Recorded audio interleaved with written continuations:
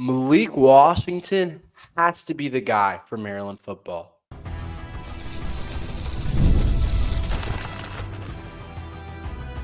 You are Locked On Terps, your daily podcast on the Maryland Terps, part of the Locked On Podcast Network.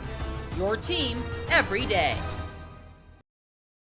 What's up, everyone? I'm Tre Moore, host of Locked On Terps for the Locked On Podcast Network, your team every day. So thank you guys for making us part of your day. And today's episode is brought to you by FanDuel. Right now, new customers can get $200 in bonus bets when your first $5 bet wins. Malik Washington needs to be the starter this year for Maryland football. So you guys have heard me touch on this topic, but I'm going to go ahead and say this. I think Malik Washington needs to be the starter this year for Maryland basketball, Maryland football. I got a lot of Maryland basketball stuff in my head, but we'll get into more Maryland basketball stuff later on. So when I'm thinking about Maryland's football team and the team overall, first thing that comes to mind is a quarterback competition. I think that's what everyone thinks about. That's what is really important, and that's what's going to make the headlines is the Maryland quarterback competition. Who's in the league? How is Malik Washington doing? How is Justin Martin playing? Is Malik going to be as good as people think? Is he going to be the next big thing? There's a whole lot that happens with that quarterback position, and it's just going to take up the headlines. People are going to talk about it more than any other position group out there, and rightfully so. It makes the most impact on the game. It's the most important position, I think, in all of sports. It makes sense for everyone to be curious, especially Maryland fans, about the Maryland quarterback battle. And it's really interesting. Whenever you have a high-level four-star top player in Maryland, a top talent like Malik come into your program, a lot of people are going to want to see him play. And this is by no means the most important reason why, but it is a reason that I do want to talk about. I think it brings a new excitement to Maryland football that we need, that the Terps need. And it's part of the reason why. It's not the most important. I'll say that again. It's not the most important reason why I think Malik Washington should be the starter. But I think that it's part of the reason why he needs to start for Maryland football. Maryland football is a bit drowsy right now. I'll be completely honest. I feel like people are a little bit sleepy about it. Maryland fans aren't super excited. When you go to the games, there's not a bunch of students. There's not a bunch of fans. That's just the way it is. And I think people need something to be excited about. People need something that can actually they want to watch, something that they want to come to the games for. And I think it's a little bit stale at times, and Malik Washington ain't stale. And whenever your quarterback position ain't stale, when you bring in a guy like this, there's a new excitement around your program that it feels like Maryland almost needs. A lot of the battle is getting people to come, getting people to get excited. That will bring new momentum to your team that you just didn't have before. And obviously, Malik Washington isn't going to solve that on his own. But I'm telling you, a lot more people will be excited about the games. A lot more people will be more excited to come if they know that we have a freshman slinging it around that a lot of people think are going to be that a lot of people think is going to be really good and a really good player. So that's one of the reasons to me. I think excitement, it's something that's important. I think you don't want your football program to get stale. You don't want it to just be sitting there, be one of the decent programs in the Big Ten. It's an average program and not a ton of fans come. So there's plenty of teams that are average programs but have a really good turnout every single game, every single year. Like there's a lot of those types of teams. They're not necessarily much better than Maryland, but they have more excitement around their program. And I want to see Maryland get to that level. And I think playing Malik Washington, and the reason he has to be a starter is because it brings a new energy to the program. And that is going to rub off on the players. A bigger crowd, people are going to be excited. Like players are going to want to play for Malik. I think he has that type of traits. I think he's that type of leader where players are going to want to do stuff for him. Players are going to want to go play for him, and I think that's really something that is a tangible thing that you're going to be able to feel as a Maryland football player. Is there's just going to be a different momentum around the team. Mike Locksley probably is going to get excited. So I do think that's one of the reasons, not the biggest reason, why Malik needs to be the starter. I think the next reason to me is that I'm starting to just become aware of he's the best player in that room. he's the best player in that room.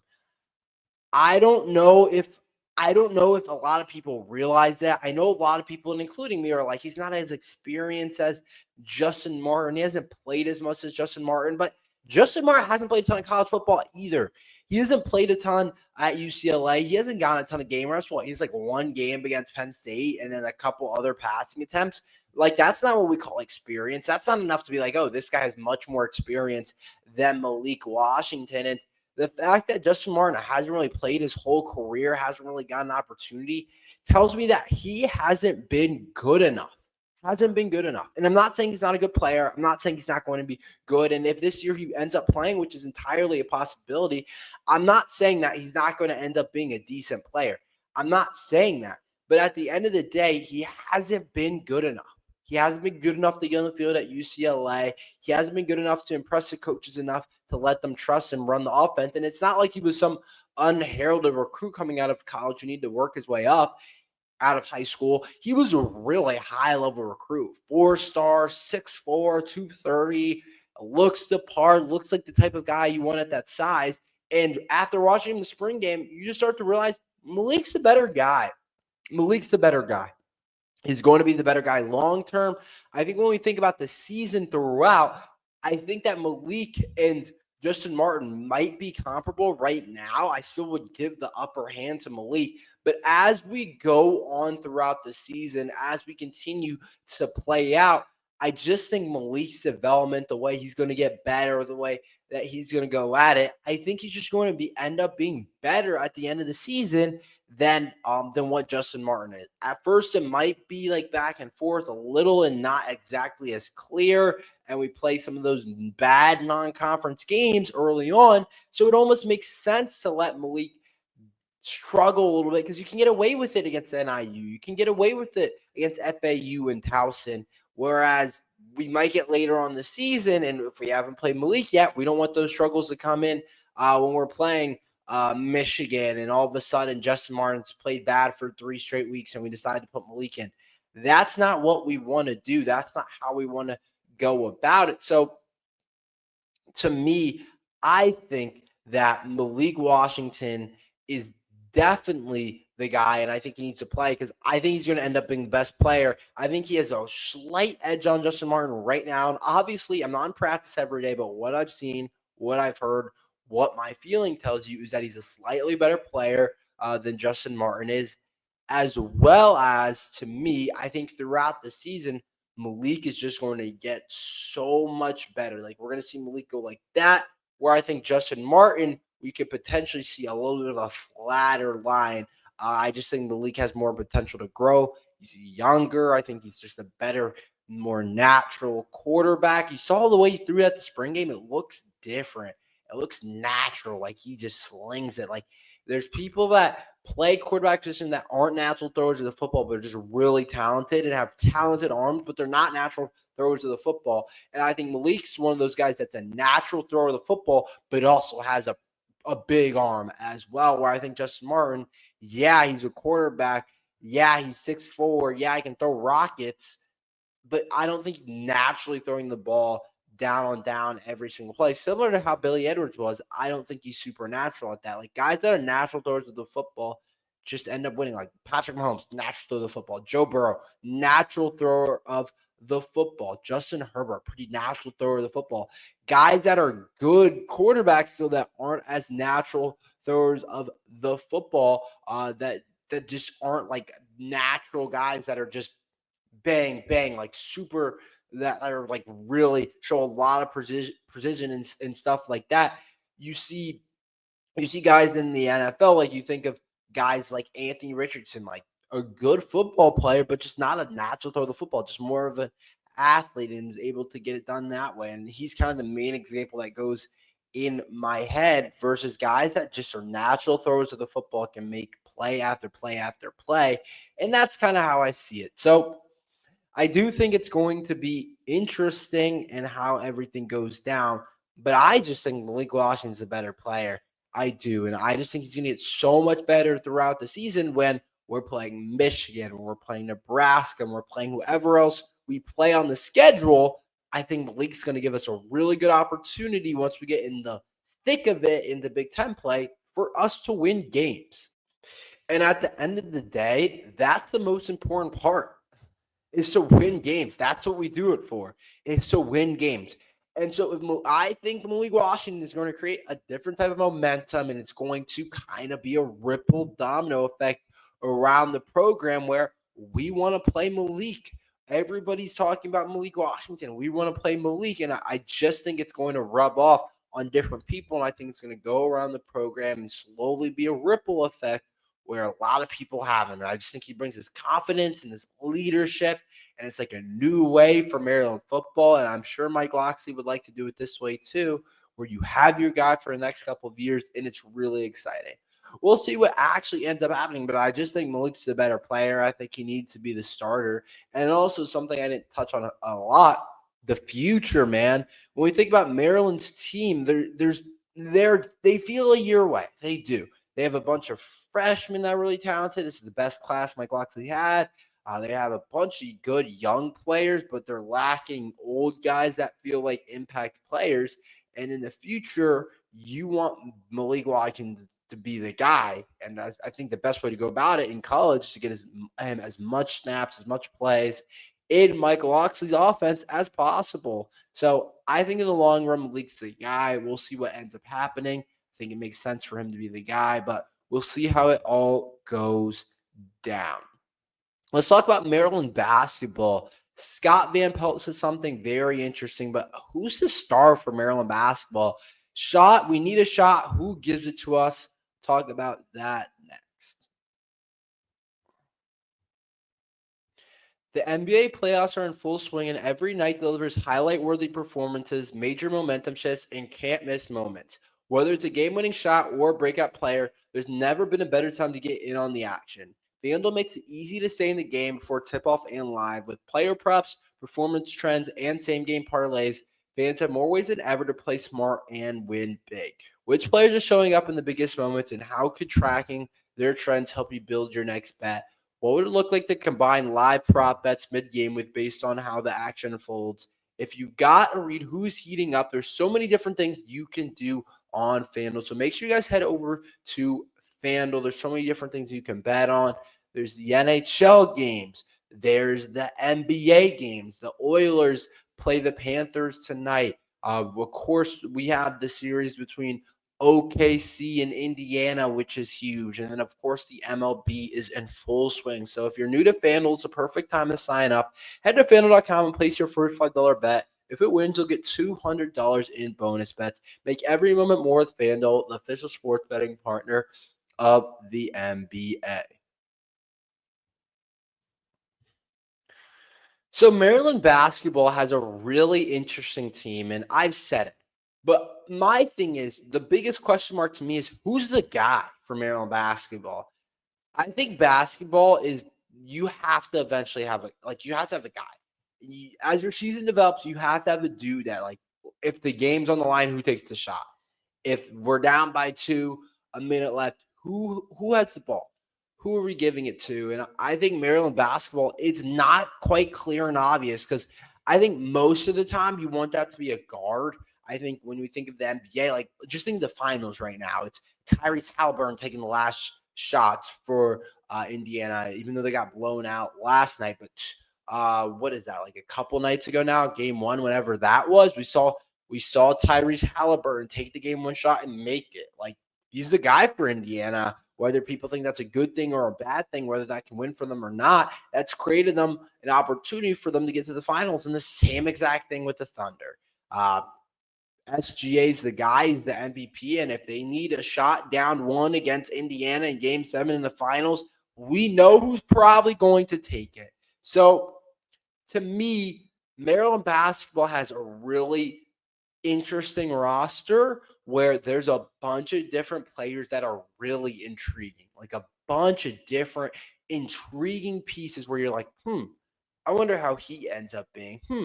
I wonder if he ends up being a good player. How does that come together? He's young. How is he going to do? But there's nobody that we're like, yeah, he's going to be an NBA player. Yeah, he's going to be an all Big Ten player. There's nobody like that. Like, we're like, Miles Rice. He was pretty good at Indiana last year. I wonder if he can take the next step up to be a guy that might be really good for Maryland. Isaiah Watts, he's been pretty good. Solomon Washington, really good defender for Texas A&M. Pharrell Payne was really good last year for Texas A&M. Elijah Sanders can stretch to the floor. David Coy, he's been a really good, energetic guy. Is Andre Mills, is he going to be good coming off his redshirt year? How about Marquise Passmore? There's a lot of different players on Maryland's team where I always keep comparing it to Michigan State because I think it's similar to Michigan State where early on in the season it was like, we don't really know who Michigan State's guy is. We know the Atkins guy, I think early on was kind of the name to know. But still, it was like there's 10 guys. They're all pretty good players. They all can potentially work out. But there's not one guy there's not like one or two guys you feel great about. There's not a starting lineup that's like, oh, yeah, that's your starting five, and the guys off the bench aren't going to play. It's a really completely different team than how Maryland was last year. But my thing is, who is the guy for Maryland basketball? And Scott Van Pelt had a very interesting segment. Obviously, you guys know Scott Van Pelt, the Sports Center guy that went to Maryland. I'm sure you guys all know who that is. But he had an interesting take on it. Payne is the guy, and he's the guy that folks in the league would remember because he played at Minnesota, said Van Pelt. Then he went to Texas A&M, and then I actually saw him. I was sitting with a friend of mine and got 2 seats. I was in the front row in Chicago for the Big Ten tournament, and Maryland played Minnesota on early, and like a Wednesday, maybe it was. And Payne was just like Juju. You couldn't keep him under control, and he's a really good defender. I thought, man, this guy's a load. And then he went to A&M, and he got better, and he just look at the box scores. Going on the last couple of games, he had 20 some odd points against Michigan in the NCAA tournament, and then against 2 huge bigs right for them, and they ate Maryland's lunch in the Big Ten tournament. He's the guy. Really interesting point by Scott Van Pelt, and I agree. I'll go ahead and say it. I'll get it out the way. I agree. I think Pharrell Payne's our guy, and I haven't talked about it enough. I haven't talked about the talent that he is, but when I look at this team, we don't know exactly who's going to end up leading this team, who's going to be the guy to take a last-second shot or whatever the case is. But to me, Pharrell Payne is the closest guy right now. Averaged 10 points last year for A&M, but the way he came on, excuse me, guys, tired. The way he came on later on in the season, it was really awesome to be able to see 26 points against Michigan, against those 2 bigs. That's legit. 25 points against Yale in an extremely important game. 23 against Vandy. 20 against Missouri. Like, he had some big games. 23 against an Alabama team to keep them in the game. 16 against Purdue. Like, that's a lot of really good games. And he had other double-digits game as well. And to me, he's the guy. He's the guy. He's the guy who I think has the most pedigree out of all the Maryland players. I also think he's potentially one of the more talented guys. I do think we have some talented players. I do. But I could argue that he's potentially our most talented. He's our most talented big, I'll tell you that. And for a weak Maryland front court, whenever you're weak at a position, I feel like you prefer your best player to come from that position because it's like, oh, shoot, we had to play Pharrell Payne 35 minutes a game. Like, that's the worst thing ever. Like, you prefer him to come from a good position group like that or a weak position group like that, and that's what Pharrell Payne does for us. He's really, I think, could potentially be a star next year in the Big Ten. Like, he's the most obvious point out of being like, that guy will be 3rd team All Big Ten, or that guy will be All Big Ten first team, or something like that, or that guy could win the Player of the Year, or that guy can make a huge jump, and all of a sudden we're talking about him as an All-American. If Maryland's down by 1 next year against Wisconsin, he's going to take the shot. Or if Maryland's down on the road against, again, I wish we were playing Villanova. If Maryland's down against Virginia's a game that we added to the schedule, Pharrell Payne will take the shot, or will get the ball down low in Pharrell Payne's hands. So I do think it's him. I do think there's other guys that could do it next year for the Terps that I really like. I think Miles Rice could take a jump. I think Elijah Sanders is more off-ball shooting, but like can still do something. And there's just some high upside guys that just could end up being really good next year. But we'll see how it all ends up happening. I think there's a lot of moving pieces. I think there's a lot of interesting stuff. So we'll see exactly what ends up happening. Let's talk about the Jacobe Gillespie dispute. This is really interesting. I'll give my 2 cents and everything after this.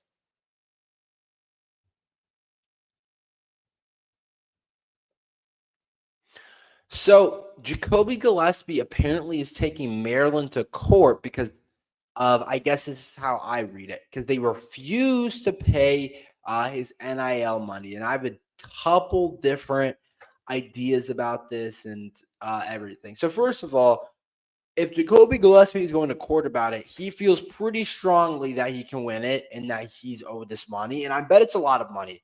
I don't know how much. That's when we got some of these basketball guys, I was like, surely we're putting some money in, like Derek Queen, like Gillespie, like some of these guys.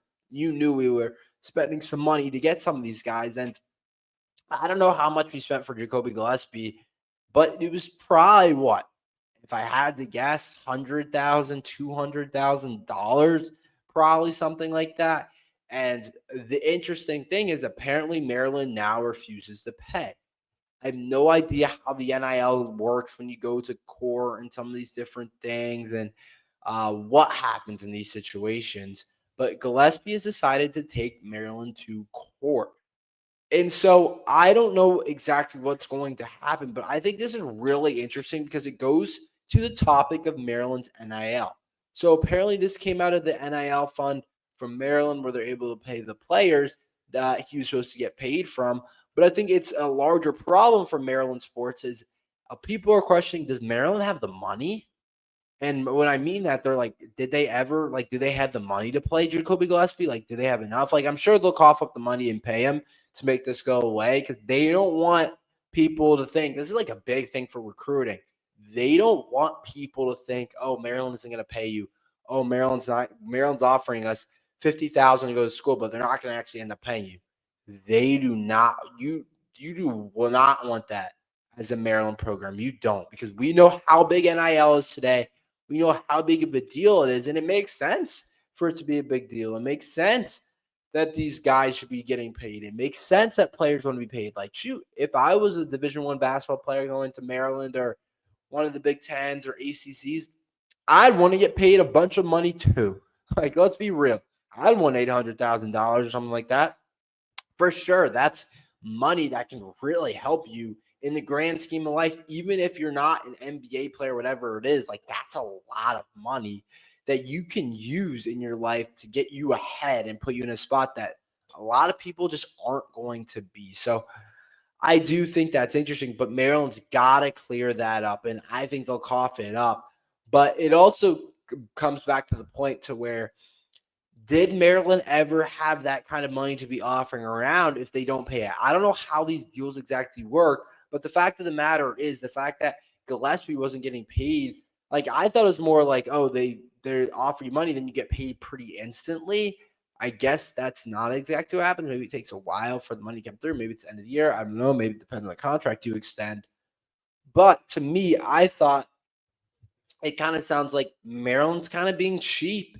And it's part of the reason why we were told Kevin Willard left, because the NIL wasn't there. Now, the new AD has said that the money and stuff like that is going to be extremely important. And that's one of the most important things when we're talking about getting good football programs. We're talking about getting a basketball program. We don't have to sugarcoat it. The NIL is going to be huge. But I do think it is interesting overall. So we'll see exactly what happens. That's all we have for today. Thank you guys for listening to Locked on Terps. Make sure you guys like and subscribe. We're here every day talking Maryland football and basketball. So thank you guys for listening to Locked on Terps.